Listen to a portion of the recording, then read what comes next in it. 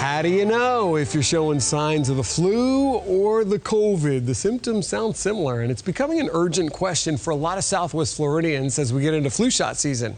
Thanks for being with us. I'm Patrick Nolan. Jane Monreal is on assignment tonight. Sandra Rodriguez asking the experts how you can distinguish between these two viruses. Sandra?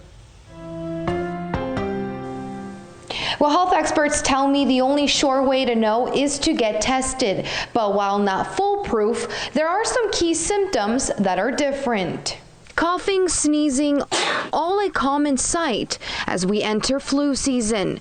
But this year, you might be wondering if your symptoms are the result of the flu or COVID-19. Physician Assistant Director at Florida Gulf Coast University, Robert Hawks, says both share very similar symptoms. Because they're both viruses, they do both tend to present fairly similar in the muscle aches, the fever, in the overall just kind of fatigued, tired. But there are some differences among the respiratory illnesses. COVID patients, sometimes the patient will complain of having a loss of sense of smell or taste. But not everyone that contracts COVID-19 experiences that symptom. It doesn't happen in all COVID cases, so just because they haven't lost it, we can't say, oh, you don't have COVID. According to the CDC, there is also a difference in their incubation period. For the flu, it's about 1 to 4 days from exposure.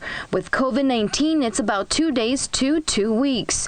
But here's the bad news. They are two separate viruses, so in theory, you could have both simultaneously. A reason why health experts are encouraging people get the flu shot. You really want to get vaccinated prior to November because it does take a few weeks to take effect.